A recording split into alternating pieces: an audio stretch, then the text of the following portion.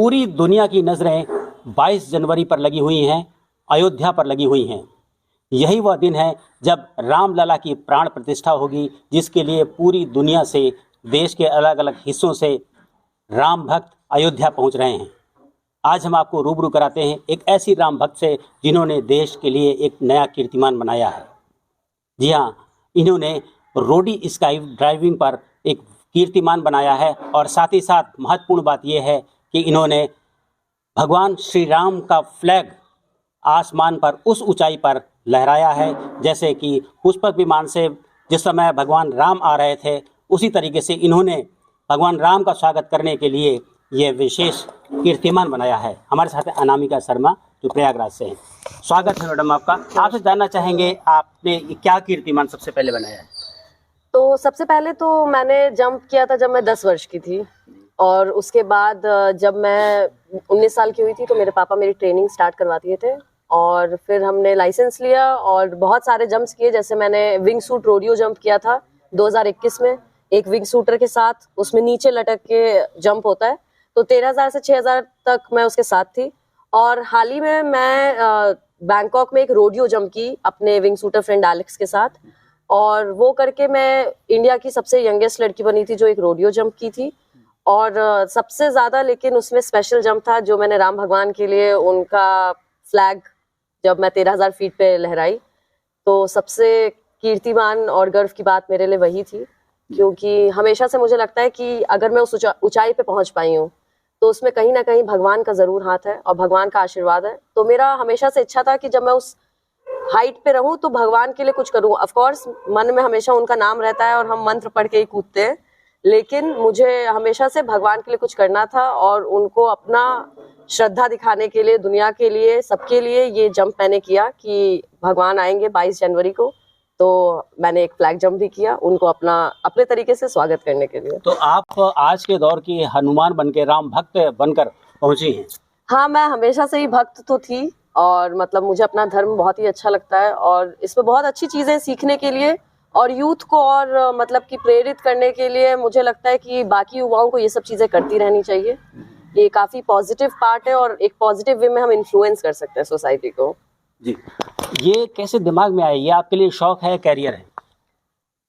शौक है basically, passion है मेरे लिए, मेरा स्पोर्ट्स है। तो मतलब करियर के लिए तो मैंने पढ़ाई की थी अपनी इंजीनियरिंग की, बट मेरा काफ़ी मन है कि इसमें अगर हमारा देश में आगे ये बढ़े तो इसको हम आगे ले जाके करियर हर वे में इसको बढ़ा सकते हैं। तो आज के इस हनुमान की प्रेरणा क्या है? आज के इस हनुमान की प्रेरणा मेरे पिताजी हैं एक्चुअली। इस स्पोर्ट्स में मुझे वही लाए थे जब मैं छोटी सी थी तब, और मैं घर में मैगजीन्स देखा करती थी तो मेरा बहुत मन था, मैंने इनको बताया था, बट उस टाइम उतने अच्छे फाइनेंशियल कंडीशंस भी नहीं थे और सिचुएशंस नहीं थे कि हम कर सकें। तो उसके बाद पापा ने सारा प्लानिंग किया और जब मैं लाइसेंस लेने की उम्र की हो गई थी तो वो मुझे लेके गए थे दुबई और फिर लाइसेंस दिलवाए थे। तब से ही ये जर्नी स्टार्ट हुई है। हमारे साथ अनामिका जी के पापा भी हैं, बात करते हैं। स्वागत है सर आपका। सबसे पहले जानना चाहेंगे भगवान राम का और हनुमान का कनेक्शन, वो भी आकाश में पुष्पक विमान की तरह, कैसे जहन में आया ये? बहुत अच्छा प्रश्न पूछा आपने। पूरी दुनिया में जो स्काई डाइविंग कम्युनिटी है, जिसको कि हिंदी भाषा में हवाई गोताखोर कहते हैं, पूरी दुनिया भगवान हनुमान जी को विश्व का पहला स्काई डाइवर मानती है। उनकी मान्यता ये है कि हवा में उड़ने वाले पहले व्यक्ति जो थे वो हनुमान जी थे। और पुष्पक विमान और महर्षि भरद्वाज जी का विमान शास्त्र, ये भी इससे एकदम कनेक्टेड है, क्योंकि जब महाराज श्री राम जी जब अयोध्या आए थे तो पुष्पक विमान में बैठ के ही आए थे। और संयोग यह है कि भरद्वाज ऋषि जी का आश्रम भी यहीं पर है। जी हाँ, भरद्वाज ऋषि जी का आश्रम भी प्रयागराज में है। तो हम लोगों ने इन सब चीज़ों को एक युवा में एक संदेश देने के लिए, युवा लोगों में संदेश देने के लिए, मर्यादा पुरुषोत्तम राम और हनुमान जी की भक्ति को देते हुए हम लोगों ने इस तरह के जंप को ऑर्गेनाइज करना शुरू किया। अब पूरी दुनिया, इवन मैं आपको थाईलैंड जैसे देश की बात बताता हूँ जो बुद्धिस्ट है, उनके यहाँ जो जहाज हैं उनका कॉल साइन हनुमान है। भारत में विक्टोरिया टर्मिनस वीटी के नाम से कॉल साइन किया जाता है, लेकिन वहाँ पे हनुमान के नाम से कॉल साइन है। और उनका मानना ये है कि हनुमान जी जो हैं वो हमारे रक्षक हैं यहाँ के, जैसा कि प्रयागराज में लेटे हुए हनुमान जी को बोलते हैं। जी जी जी। आपसे जानना चाहेंगे कि एक लड़की होने के बावजूद आपने ये एडवेंचरस स्पोर्ट्स चुना, एक तरीके से एरोस्पेस जिसको जो बोलते हैं स्पोर्ट्स बोलते हैं वो चुना।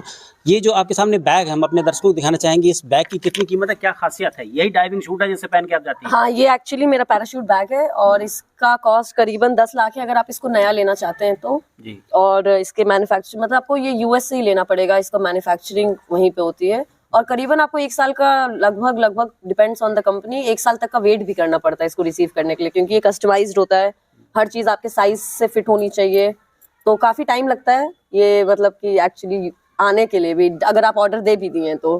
जी जी। 13,000 की फीट पर जब थी आप, तब जहन में क्या था, कौन याद आ रहा था, भगवान राम या घर के लोग या कुछ और? भगवान राम, हमेशा भगवान राम। जी जी। तो मतलब पहला घर परिवार सब कुछ तो भगवान होते हैं, तो उन्हीं का नाम हमेशा याद आता है।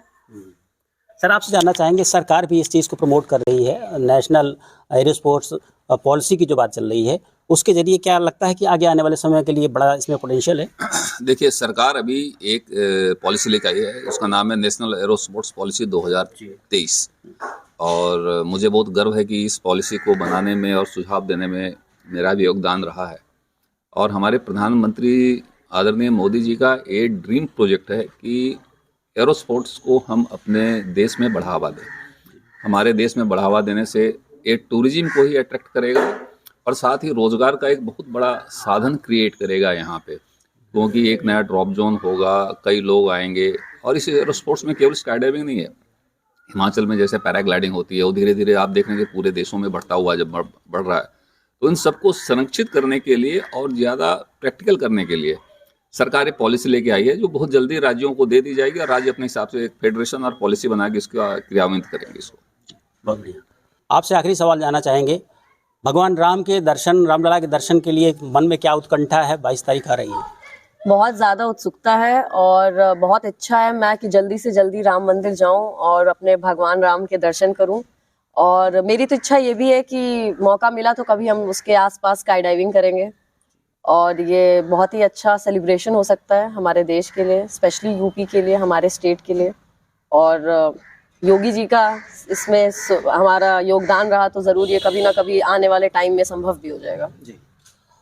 तो 22 तारीख का इंतजार पूरी दुनिया कर रही है और भगवान राम की आज के दौर की जो भक्त हैं, हनुमान जिनको कहना चाहिए, हनुमान रूपी जिन्होंने आकाश में डाइविंग की है, ये भी इंतज़ार कर रही हैं कि इन्हें भी कभी मौका मिले वहाँ जाने का तो ज़रूर वो डाइविंग करेंगी। और ख़ास तौर पर आने वाले महाकुंभ में भी इनका ऐसा प्लान है कि अगर सरकार ने साथ दिया तो यहाँ पर भी इस तरह की एक्टिविटी शुरू होंगी। Dinesh Singh, TV9 UP, Prayagraj.